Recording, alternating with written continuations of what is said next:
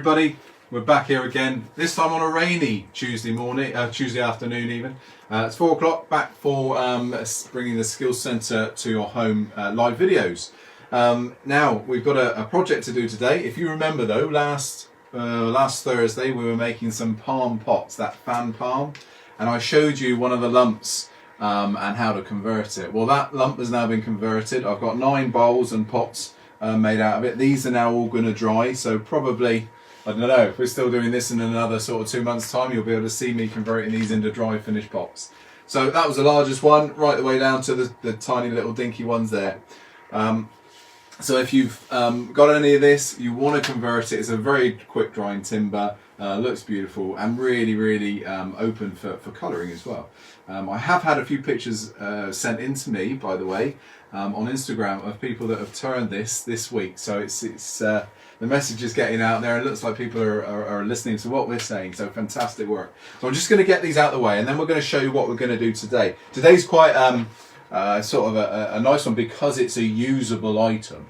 So we're going to play around and make a pepper or salt grinder. Put those out my way for the moment. I'll stack those up on the shelf, not inside each other. It's just you need to give them room to move. So they'll be put in a nice dark cool place out of the direct sunlight to dry. Like I say, a couple of months time, knowing what that palm's like, it'll be ready to go. But today we're going to look at salt and pepper grinders. So we're going to do a fairly traditional shape. This one here, so 2-part grinder. We're going to go through the whole of the making of it. So the drilling out, the roughing down, the actual shaping, the sanding, the polishing, the whole works. The mechanism that I've chosen to use in those are really nice mechanisms. It's the CrushGrind mechanism, and these are beautiful ceramic mechanisms that last for years and years and years. Really nice one to use, to fit. Along with that, we're going to use the Woodcut Mill Drill. Again, it copes with a lot of the sizes in this mechanism, so I'm not using hundreds of different types Forstner or sawtooth bits. So we're going to go through the whole process. As usual, Charlie's behind the camera, ready to ask questions and move the camera and all those sorts of things. So we're going to be working together again, just making sure you get the best angle possible because we're using one camera, remember. So any questions that you've got during the course of this one, just fire them out. First one. Whilst we're adjusting a few things and I'm getting prepared, I've got a bundle of blanks here ready to turn some grinders out of. So I want the first person to give me a choice of timber. So I'm going to give you the options. We've got some elm, some yew, some walnut, spalted ash or spalted beech. So whilst I'm getting ready, I want one person, first one to come through with one of those timbers. That's the one that we're going to be making today. So let's just move that one out of the way, Charlie, as soon as it comes through. If not, then I get to choose, which is also, for me, fine. So we're going to light up here. I'm going to use, to start with, this Pro Drive. This is the larger of the Pro Drives. And a ring sensor on the tailstock. We're just going to rough down first in preparation to do some drilling. So I'm just going to show you how we set up. Anything come through yet? Am I going to be choosing? You. You. Thank you. Thank you very much. Whoever that was. Jill Sullivan. Jill Sullivan. Thank you, Jill. Right. Chris Sullivan. Chris Sullivan. Sorry. Chris. Okay. So let's centre this up now. You've picked probably one of the prettiest timbers that I've got in the batch there, but also one of the hardest to drill out. So thank you very much, Chris. But it's going to be a stunning piece once it's finished, hopefully. So let's have a look at what we've actually got here. This piece, I have drilled it from one. I've got, you know, if you're making a pen or something like that, if you cut something up and you want to keep the grain following, you're just going to mark. So I've got 2 pencil marks. Come in a bit closer now, Charlie. We're going to lose my face in a minute. Many of you will be pleased to hear that, and we're just going to focus on what's happening down here. So we've got our pencil line here. This is just so I keep those 2 faces together when the piece is finished, because there's some real grain sort of connecting onto that piece there. There is a hole going through here. that actually is going to be the narrowest area of this particular grinder, so I'm not too worried. Even if there's a little bit left, it's going to become a feature rather than a flaw, so we'll call it a £10 feature. We can add some value to the piece because it makes it more unique. Well, that's what I say anyway. And we want that grain to be running through where possible. Okay. Now, in a minute, we're going to rough down. We're going to lose those marks, so it might be worth me putting another little pencil mark on adjoining faces. And again, if they get taken off, make sure. I mean, we've got giveaway signs here. We can see this grain running through, but just make sure we don't mess it up. So let's centre up. So I'm using marking gauge first, same way that I centre up with on wooden fruit and things like that. I'm just using the marking gauge on all four sides. This is going to give me a nice centre. The sizes, I have jotted down the sizes. Charlie, that clipboard over there. They do vary quite a lot in terms of thickness or diameter that you're going to end up with, but if you base it on about 75 to 80 millimeters, you're not going to be far off. There we go. So sizes I've got for my overall length before any turning is done. So that there. Overall length is 250 mil. Then once these are parted and cleaned up, I've got 165 finished there and 75 finished there. So that's going to be our finished sizes, as long as we've got that. And the most important bit is this one, because that has to cope with the actual mechanism. Okay, there is a certain size that will allow. This bit here obviously goes into the top, but that needs to be hidden inside. So those measurements there. So overall, you're starting blank before you cut it, 250 long, and then we've got a 165 and a 75 finished. So this is once we've trimmed the edges, remember. Okay, so they're both centered up. So I'm going to start shooting through this now. Okay. And just a little bradawl mark here. The camera is going to come a lot closer in a moment once we start turning. Okay, so they're centered up. So I'm going to start by roughing down, cleaning up the edges, getting rid of any dusty bottoms and things like that, making sure it's nice and clean. And then we can start looking at drilling, getting held in the chuck and all those sorts of things. So there's quite a lot to go on here. And don't forget, if you miss this live one, or if you miss something from this live video, then come back tonight. Usually it's in the same evening or the following day that it's on YouTube as well. So you've got plenty of time to see. Now, I'm going to start with the joining side, so this side in the headstock, and I'm just going to clean up this bottom bit here. So use those centers. I'm going to get a bit of light on, so do say if there's problems with too much glare. And we'll start just by roughing down. So lay speed to 0, you've heard me say that loads and loads of times. We are going to have dust extraction running at certain points as well. So again, we're going to get Charlie to do that as you know, most of the time just for sanding, but there will be occasions where we have to put it on when we're turning as well. So I'll warn you before that happens. Now, Charlie, can we get nice and close? We are going to, that's it, just get it there, and then tilt the camera down here. So the whole thing this way. I want it over here a bit. Thank you. There we go. We'll just get this adjusted and then we'll start. So I'm going to start with a roughing gouge, 3/4 roughing gouge, and we're just going to make that smoothish. I don't need to get rid of all the flats, but most of them. So lay speed is 0, turn the machine on. And there I'm turning at 1400 reps just at the moment. Gets rid of some of these corners and then we can turn it up a little bit.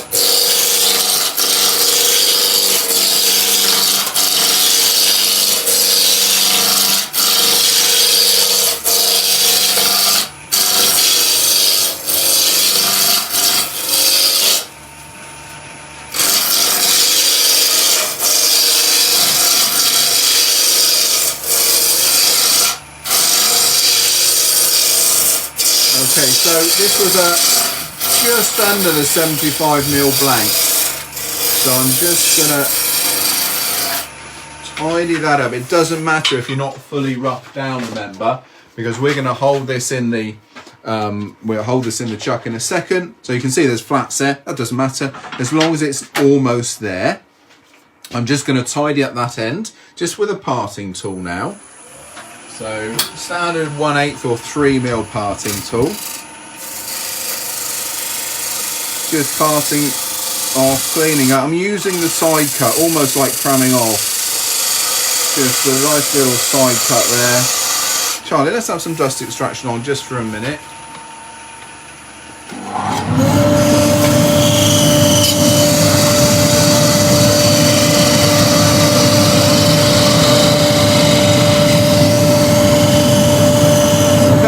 See that it's literally just using the side of the parting tool to give me a nice clean finish. I might as well do the top as well.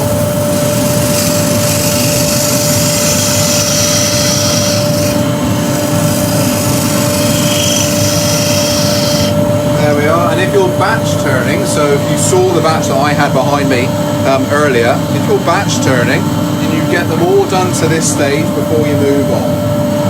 So we'll just go on to the top of the grinder now.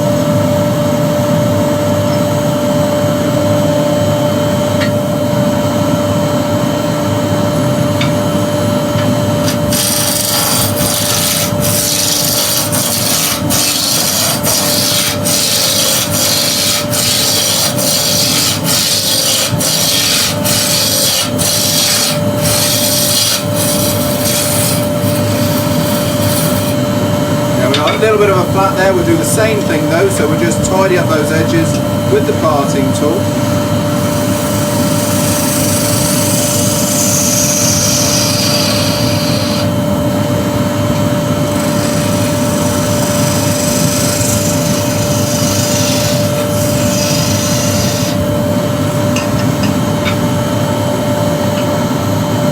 Right, put the extractor off there, Charlie.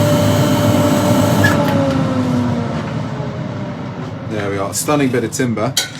Yew is always going to be a beautiful bit of timber anyway. This is a really nice pale bit.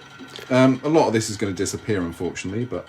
what is the live centre you're using in the tailstock? In the tailstock, so the tailstock centre is I'll show you because we're going to take it out now anyway. So it's a ring centre. So we've got the centre point running around or surrounded by this ring, and that just stops that point digging in too far. So it gives you an extra bit of security really, especially if you're going to be turning down to small areas. So that's quite a good one. Okay, so now we can get the chuck mounted and we can start thinking about drilling the centre of this out. Now if you think about what we've got to do here, there's a huge amount of drilling involved in this particular mechanism, and that is just a cross section of one there, because that mechanism has to sit in there like this. So you've got several different diameters, not only the main center here, but we've got this diameter and this one. That's where in a moment we're going to rely on the Woodcut Mill Drill to do those different sizes for us, and we're going to drill in using a center hole as a main guide to get those different steps to guide that mill drill down. This is a really nice one if you're doing lots of these salt and pepper grinders. The Woodcut Mill Drill is a real time saver. It's a real asset. So let's think about our first drill bit. So the first drill bit we'll do in the main body. And we're gonna swap around a little bit because we're only doing one. Instead of drilling out all of them and then mounting the next drill bit and so on, we'll go through each section whilst that particular piece of timber's on the lathe. So I'm using a set of really quite deep gripper jaws here, and that's the top. So I'm going to drill out the bottom first.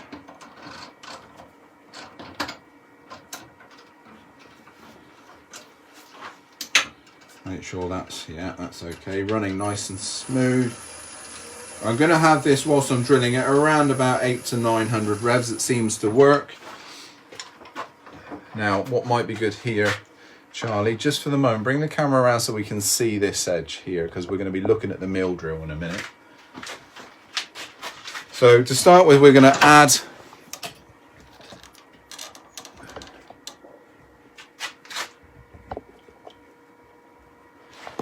we're going to add a 25mm drill bit. That's spot on, mate. Yeah, perfect. Thank you. 25mm drill bit. That's going to go right the way down through the middle. We are eventually going to drill through the whole piece. Just to start with, though, I'll just do this center hole, and then we'll add the mill drill, and then we can move on. So 800 to 900 revs. I always, whenever I'm drilling, keep that one hand on the chuck, just in case you come away forgetting what you're doing. Pull that tailstock away and leave the drill chuck in the workpiece. That could be a real problem safety wise. So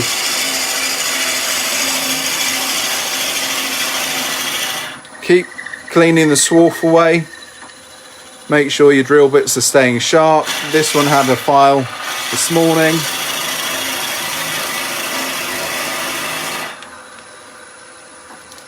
Every now and again, it's a good idea just to dismantle the tailstock as well. Just clean out that lead screw. Make sure that that's oiled nicely. You do a lot of these and it can cause a real problem. So my hand is always in place, look, it's never moving. I'm not taking that hand away. You don't want to leave that chuck in the workpiece.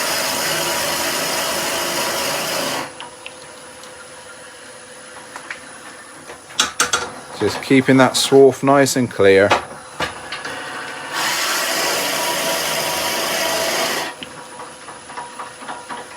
Charlie's going to keep telling me what the time is as well, so when we're in 20 minutes in, he'll let me know. So that's gone into the depth of that first section, so that's more than halfway.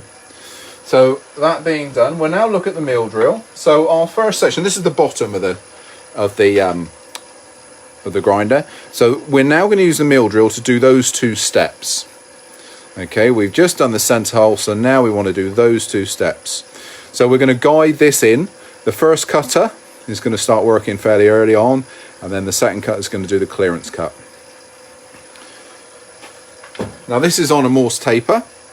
Okay, and one thing we don't do with this is like we do with the chuck, or like I do with the chuck, you don't hold this, because if that spins, you've got two horrible cutters going around there that will open your hand up. So keep your hands off of this one, in the tailstock nicely.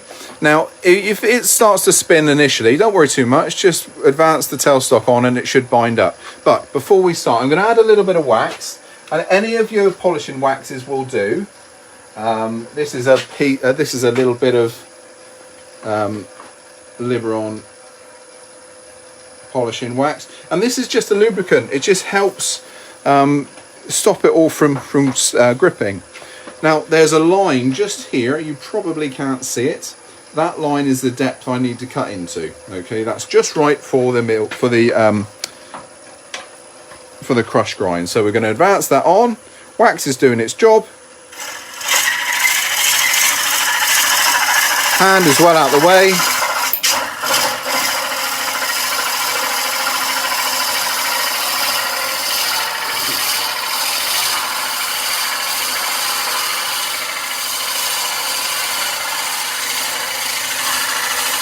Second cutter's now operating. Just back it off every now and again. And I'm looking down the piece now, I'm looking for that line. We're nearly there. There we are, that's that depth done now. So back nice and slowly. Remember, you don't want to leave anything in there, so I'm just being nice and gentle as that comes back out again. There we are, we're fully out almost. Done. Let's get rid of that, bring that back out the way.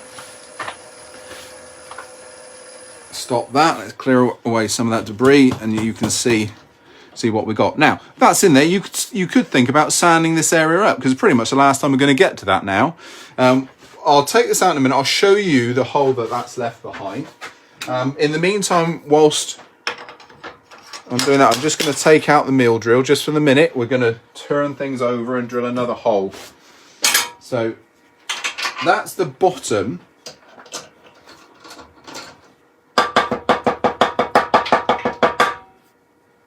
All right, you can see, I think, there we are. See the staggered hole just?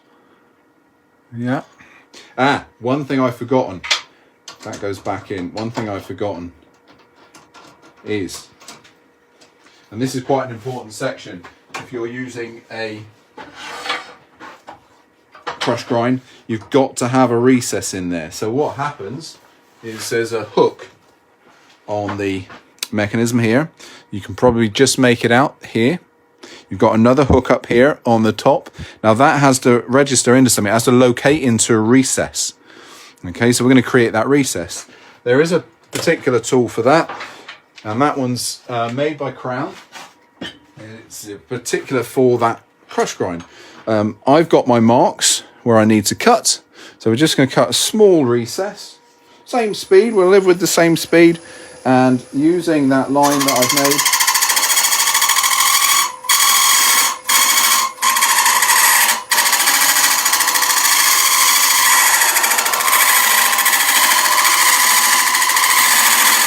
just make that nice little reset.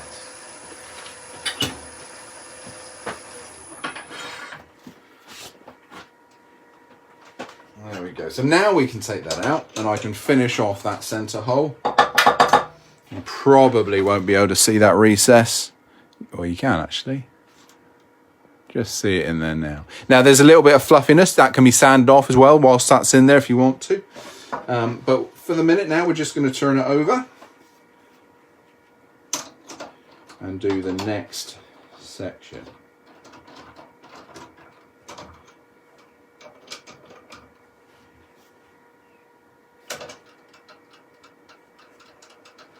That's it. Right, so back to the drill. We'll do that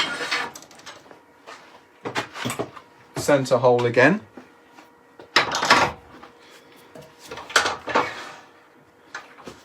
So happy with the speed. We're going to finish the depth cut. Let's get that tailstop nice and close as we can get it. Now my hand goes back onto the chuck, keeps it there.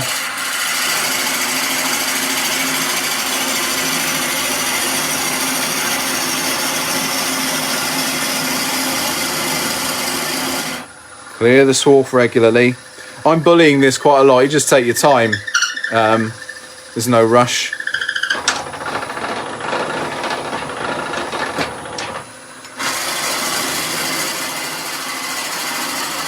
Should be coming through right now. There we are. So we're all the way through. In 20 minutes. 20 minutes, that's okay, right.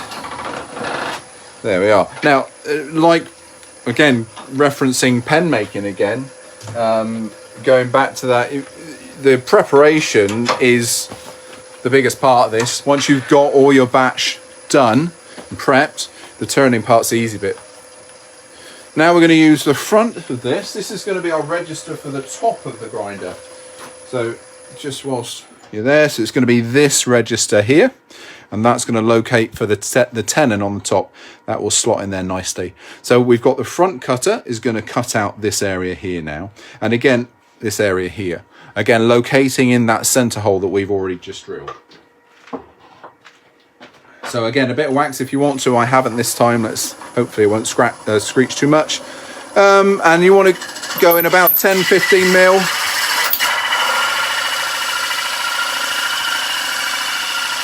It settles down after a while. You won't have that that twisting after a few seconds. That's about it. Turn the lathe off. We'll bring him back out. And that's left us with a nice register there that we can register the top of the grinder onto. I hope someone's noticed my my mistake, that I've drilled the wrong ends. Oh well, that's supposed to be there. Never mind, we all make mistakes, I guess. Okay, so that one's ready. Let's have a look up through the center. There's more than likely the little plug, but you should be able to see all the way through there now. Okay, and the other side, that's the bottom. So that's ready to drill. We've got to still do though the top section. So this is going to be the bit that you hold to actually make the grind. So that's the bottom. So we're going to drill this end, and we've got a couple of different sizes for this now. I'm going to use purely drill bits. The general rule is a sawtooth bit for end grain, Forstner bits for side grain. Sawtooth bits have literally that, sawtooth. However, I don't have short sawtooth bits, so I am going to be forced to use Forstner bits. And two sizes. This is now going to be to house that bit. So that's our drive, basically. If you think how this is going to fit into the top, I want this actually to sink in, and that section there going to go deep into the top. So I'm going to drill the big hole first to a depth of about 3 mil, and then we're going to go in at right up to my bit of plastic here on that one. I'll give you the measurement once I've measured it. That measurement there is, there we go, well done Charlie. That measurement there, the depth will be 35 mil in total in the top. So big hole first to the depth of 3 mil.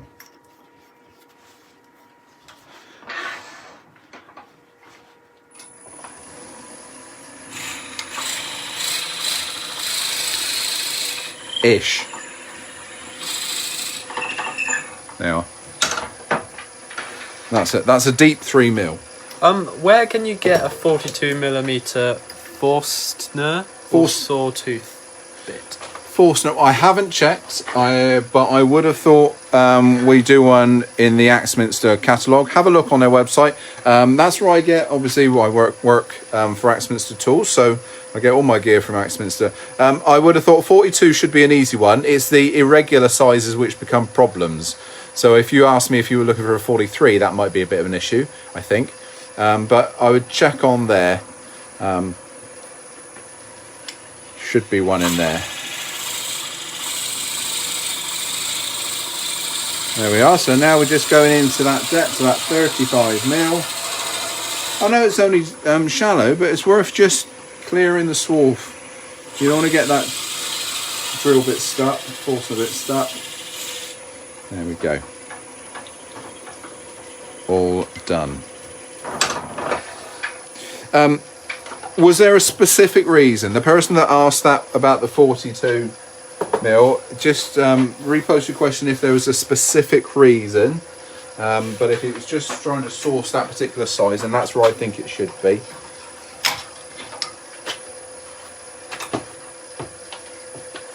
Right, so that's that again. If you want to, this is a good time to start sanding that bit. But that's everything prepped. So that's two sizes of hole there. We're all good to go. We can start thinking about turning the physical shapes now, and I'm going to sand as we go as well. So we're going to start off with the long section, and I'm a bit gutted that I've gone and messed that up because that hole's now in the wrong place. But never mind. The 42mm tool is just useful for tea lights. Ah.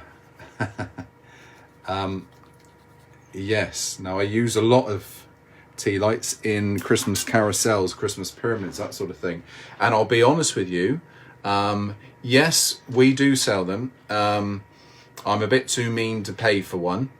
So what I've used instead, I've bought one of our adjustable cutters, and that adjustable cutter you can, is the Excalibur adjustable cutter. You pretty much cover a lot of different sizes. I would get it and show you, but it's under a load of boxes and it's going to create too much mess to get it out. I'll show you next time, and I'll give you some info. Make a note of that one, Charlie. We'll cover that one. Okay, so I'm just measuring the depth of that hole. I've just put myself a pencil mark. I don't want to do anything too narrow that's going to then compromise this center hole and potentially come through it. And again, here, we don't have to worry too much here. This is 25mm. I know that, I can judge that. So what we're going to do is drive this piece. I'm going to have it around so the bottom in the chuck, via a drive dog, and then a tailstock centre in this end. You'll see how that's set up. Drive dogs, just a bit of timber. It's been half an hour. In half an hour, I've done it right. I'll get my finger out and we'll get on with this now. Right, tailstock centre again is going to be the same one.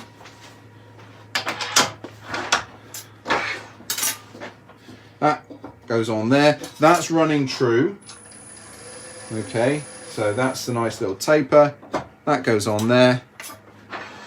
Tailstock centre again. We're now basing all of the turning around that hole that we've now drilled. So whatever happens, the hole will be centered. Okay, so I'm going to blitz this. Yeah, Charlie, come around that way. Well done, mate. I'm going to start. Just keep firing questions as you can to them. I'm just going to work now and talk to you whilst I'm doing so.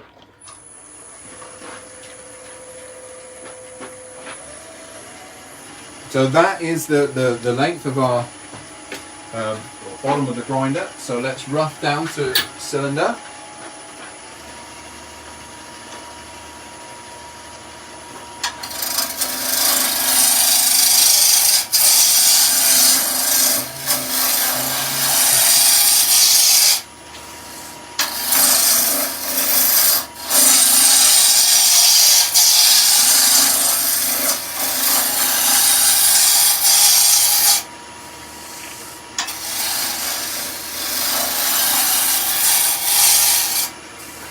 I think we're there. I'm just going to check to make sure we're away from all those flats, and we are.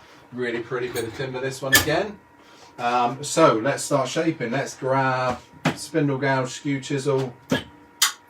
Can you explain what the drive dog is doing?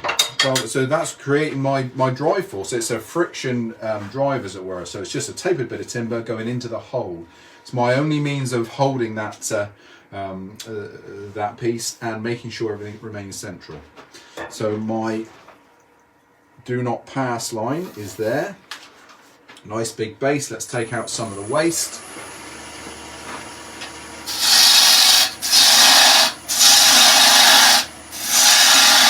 This is a bowl gouge. We're going to slim down the top.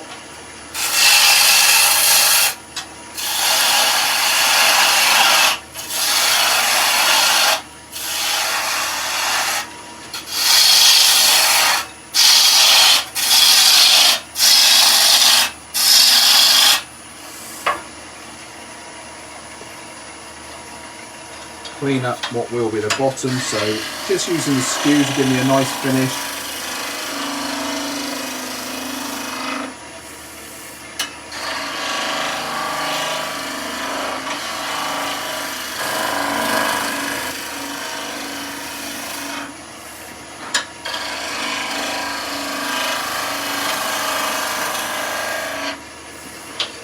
Someone owns a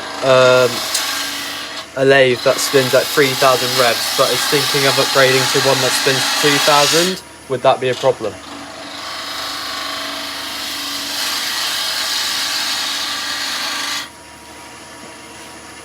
$2,000 revs. Read that question again. Someone owns a lathe that spins at 3,000 revs, but is thinking of upgrading to one that spins at 2,000. Would that be a problem? Is that the only speed? My question to you, is that the only speed? Because wood turning lathes have lots of speeds. It doesn't sound like that's going to be your only speed on that lathe. I would look into that a little bit more.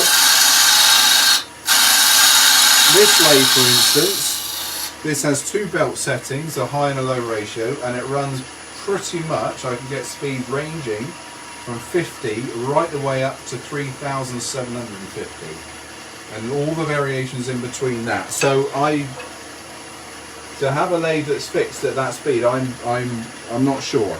I'm not sure, I'll be honest with you. 3,000 revs is going to be too fast for a lot of things. If you're bowl turning and things like that, even doing this sort of thing, I wouldn't like to be turning purely at 3,000 revs. Your safety would be compromised. Can you use other drill bits in place of the mill drill? Just go. I'm using that for convenience really, because it does both my sizes together. But Forstner bits, sawtooth bits, any of those, like I say, a Forstner bit down end grain will take you a little bit longer and can burn a little bit more, but they will work eventually. If you're only doing one at a time, I get the fact that you're not going to spend sort of 70 or 80 pounds on one piece. So yeah, Forstner or sawtooth, you can, even if you've got short Forstner and sawtooth bits, then why not just use an extension bar with them. So we're just going to round over a little bead on these.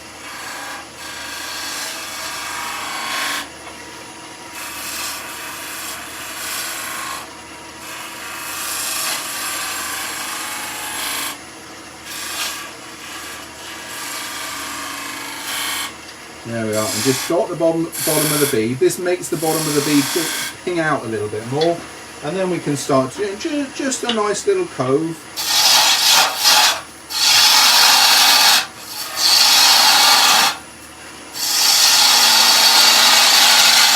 Remembering I've got a 25mm hole in the middle.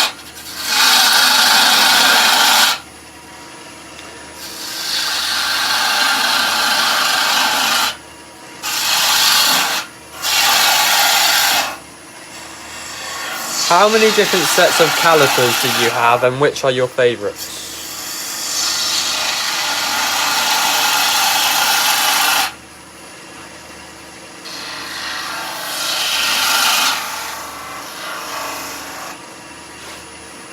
I'm not sure how to answer that. Lots. Don't have a favourite. There we are. That's done. Let's quickly sand. I'll tell you what, let's just pop a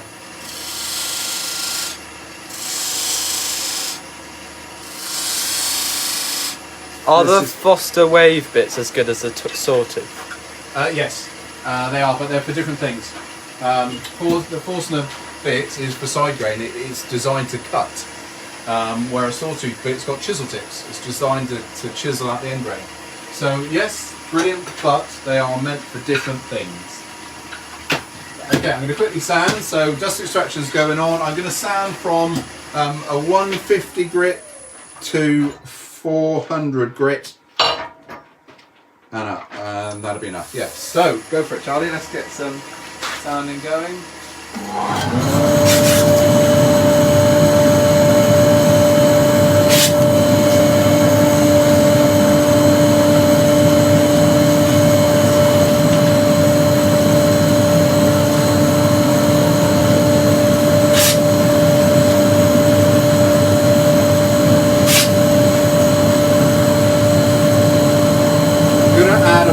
As well, so I'm going to go 100, 150, 240, 400.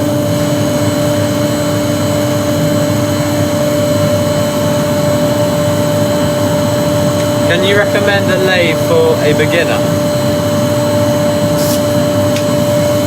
A lathe for a beginner? Yes, there's lots of things which dictate which lathe to go for. So obviously price is going to be high on a lot of people's minds. Let's get that dust extraction closer, Charlie. Sorry guys, we're just moving you around a little bit. Just get the dust extractor in.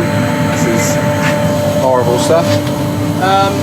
Yeah, so price is going to be high on a lot of people's minds. That's obviously key. And then whether you want to go for a bench top or floor mounting lathe, and then whether you want to go for variable speed.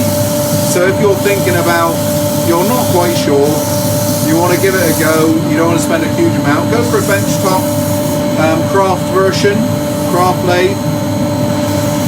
If you're upgrading, then I don't know of a lathe better that I've used better than the one I'm on at the moment. This is probably one of the best machines, well, it's the best machine I've ever owned and used. It's the right size for what I do, but you know, this one is is a considered purchase, but any of the craft machines you can buy a floor standing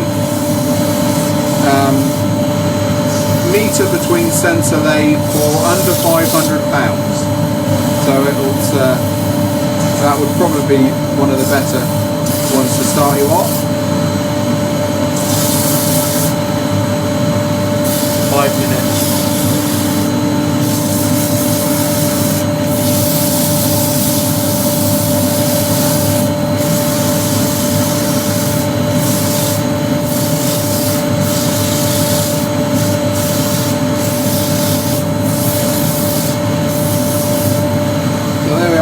We'll go to 150. We've been about 40 minutes so far, haven't we, Charlie?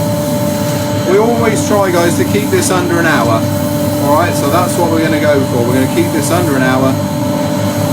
So I might be skipping a few of the sections.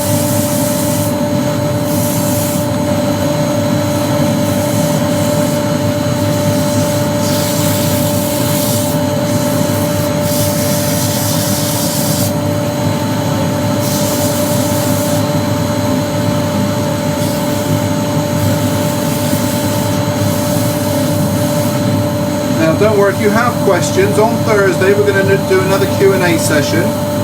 So I'm going to start it off with some small projects, and I'd like you to think between now and then of some questions that you have, and send them in. Use the Facebook page, write your questions down, we correlate them together, and I get asked them in the week, and I'll set things up ready for Thursday. So if I don't get many questions, I'll just start making things. We're going to do some kitchen jar tops, some spinning lids, spinning tops, maybe a vase, see what we get time for. But I love as many questions as possible. That's what we're here for. We're here to help you guys whilst you're at home in the workshop, iron out a few of those issues if you have any. Right, 400 grit abrasive. Then we're going to coat this with a chestnut finishing oil. Or if you would prefer a food safe oil, again the chestnut one is my preferred one. The reason it's my preferred one, it's colourless, it's odourless, it doesn't change the colour of the timber too much. Where do you get your wood? So lots of different sources. If you saw last Thursday, I've got the friends that know I'm a wood turner, so I can source stuff from them. I know some good timber yards around the area, so I'll use those from time to time. Anywhere and everywhere, really. Right, let's put a bit of oil on that. Yeah, that can go off now, Charlie. That hole, like I said, that's the £10 feature. So let's go for the oil. We're going to be really rapid with just finishing this off. But ask questions, like I say. I might even get one prepped up to do a little bit more too for Thursday. Get the oil in there. Is your lathe a 406 or a 508? 406. 406. It's the right size for the stuff I do. And that all the way in there. Look at that. It's that stunning bit of wood.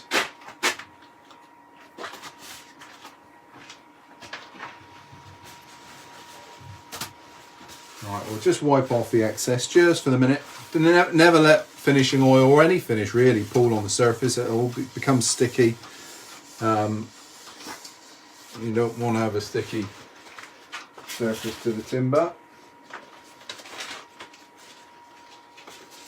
I'm sort of biding time there. I'm trying to just want that to dry a little bit more. Now normally what I would do with this is just sand that in with a fine 600 or 800 grit even, until it becomes sort of sticky and starts to drag.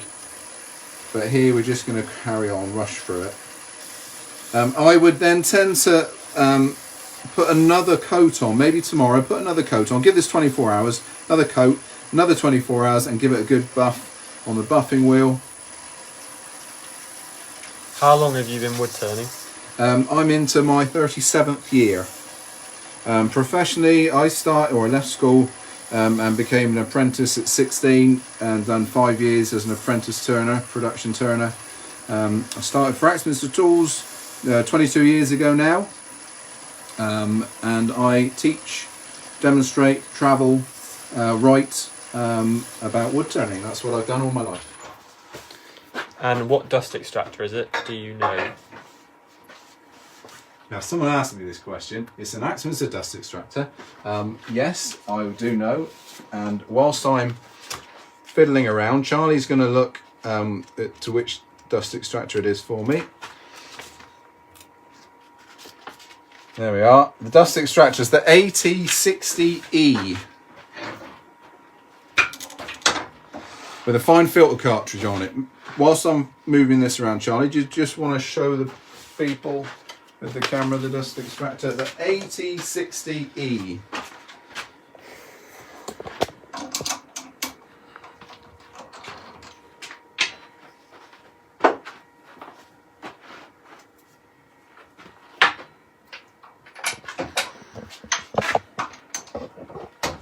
Right, we're just taking the chuck off. We're going to spin things around. I'm going to use the same no, we're not. I'm going to use a smaller 4-prong drive. I'm going to go down to another Pro drive. I'm going to turn the top around.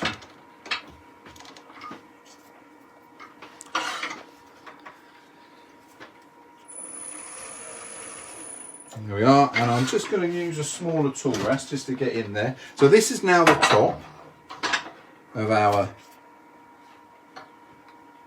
grinder. I'm going to keep this as thick as I can. So rough and gouge to start with.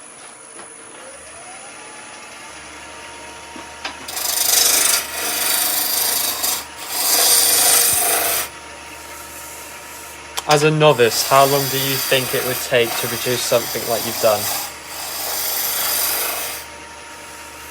I reckon you could probably get to this in sort of 3 or 4 hours.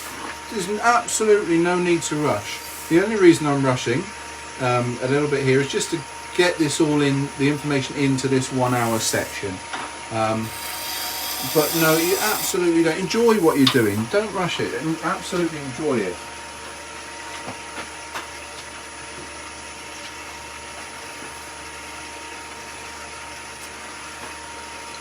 So what I'm doing now, I'm just measuring the aperture, so the tenon that I need to make. And then we're going to go for a parting tool.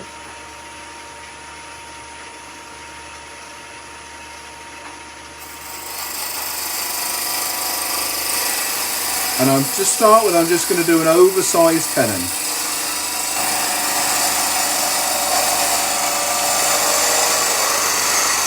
After you use oil, do you use sand sealer? No, sanding sealer is a barrier.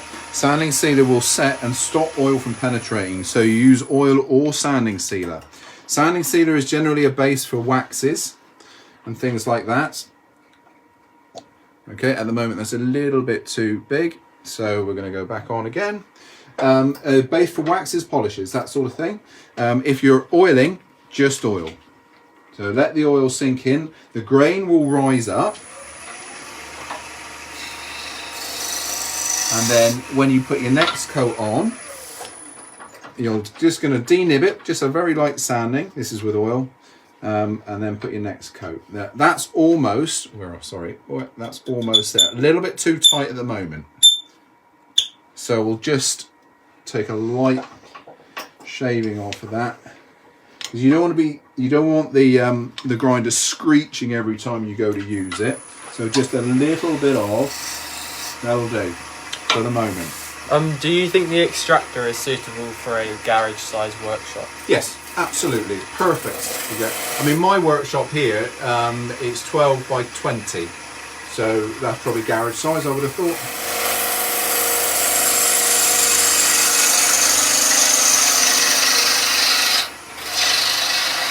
Making sure that I don't have the markings from my drive left there. I've just taken some of that away. Now we'll start shaping, and I'm going to use a small bowl gouge, and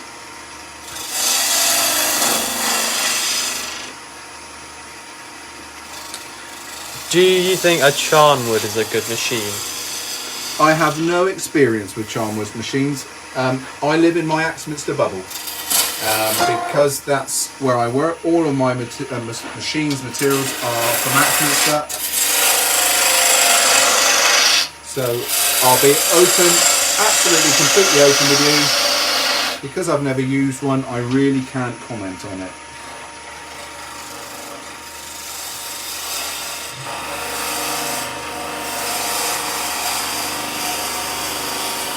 It's been 50 minutes. That's it.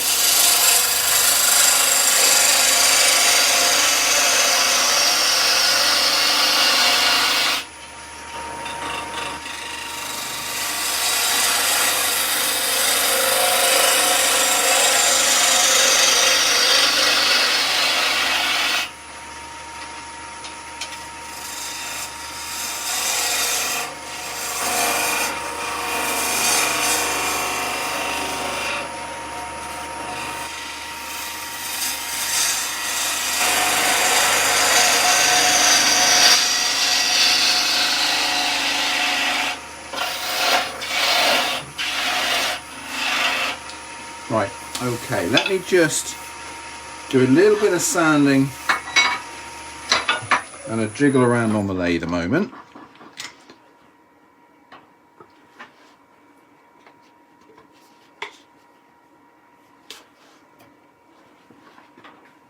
Why do you use a bowl gouge instead of a spindle? This is my production days coming back. So what happens is didn't really get to use too much of a spindle gouge. We had a scutures and a bowl gouge in our hands most of the day, so that's what I sort of gravitated to. I've only recently, as in the past sort of 10-15 years, started using spindle gouges, and that's through teaching. People still need to use these tools and be shown how to use tools like spindle gouges, so that's why I've started using them. A bit of dust extractor back on again. But saying that, I do love using spindle gouges on spindle work. So if you saw the table leg that I was doing last week, then it really reacts well to a spindle gouge. But most of my work I'm doing things like this, or groove or bowls, it just doesn't require it. So we're going to have a little bit of a swap around. How long have I been going now? 53 minutes. 53 minutes. Right, we're nearly there, guys. I'm going to end this short in a minute. Do not let me go over an hour.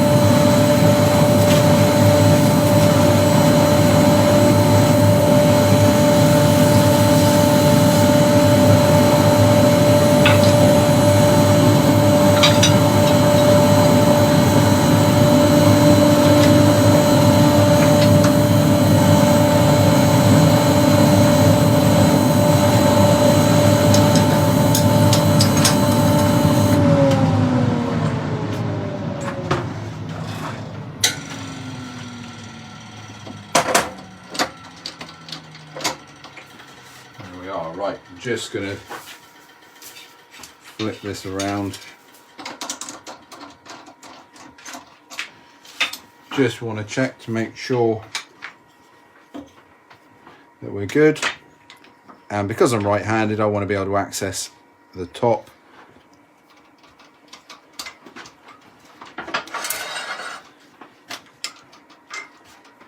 What tool would you recommend to get any marks off at the end?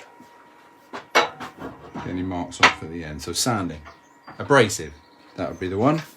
I mean, I say sanding and abrasive. If you absolutely wanted to, there is nothing stopping you using a scraper. This is side grain, it'll react fairly well on a hard timber like this.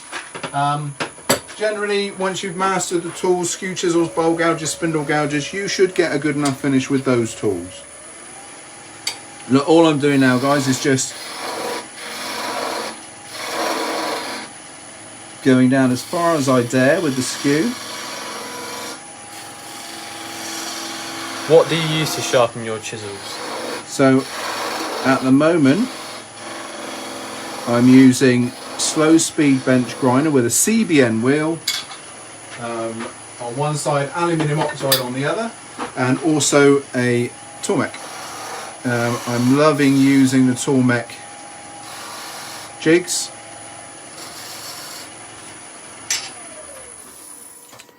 Five minutes.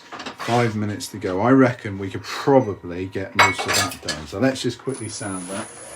Extractor, please, Charles.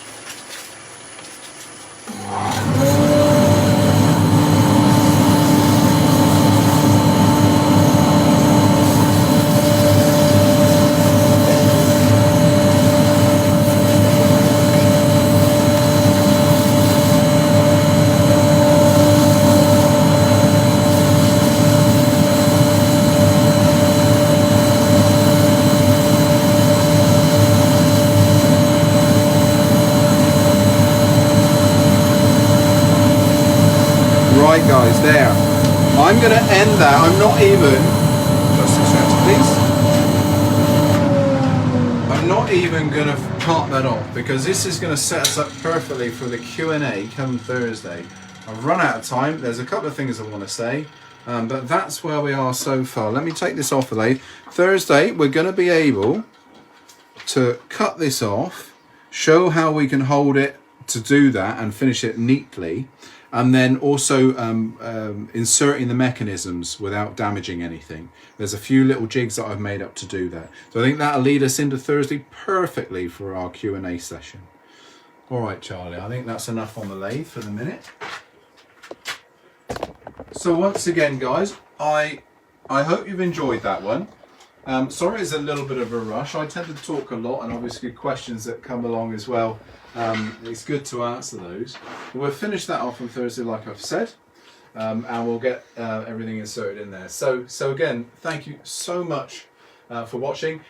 Just a big reminder. Now, so far we've done so well. This auction that we're doing on eBay as Axminster Tools. So on the Axminster Tools Facebook page, look for the eBay auction. That's selling off stuff that we've been making during the course of these live demos. All of the proceeds of that is going to the NHS charities, a combined group of charities for the NHS, just to support those people on the front line that are helping us through these really tough times. So go online, even if you don't like the pieces that I make, get your hand in your pocket, get your money out, put a bid on. It's a great way of giving to that fantastic charity. It runs up right up until 8:15 on Thursday evening. So like I say, get your money out. In the meantime, I'll look forward to seeing you next time, which is Thursday, 4 o'clock, same time, same place. Bye-bye.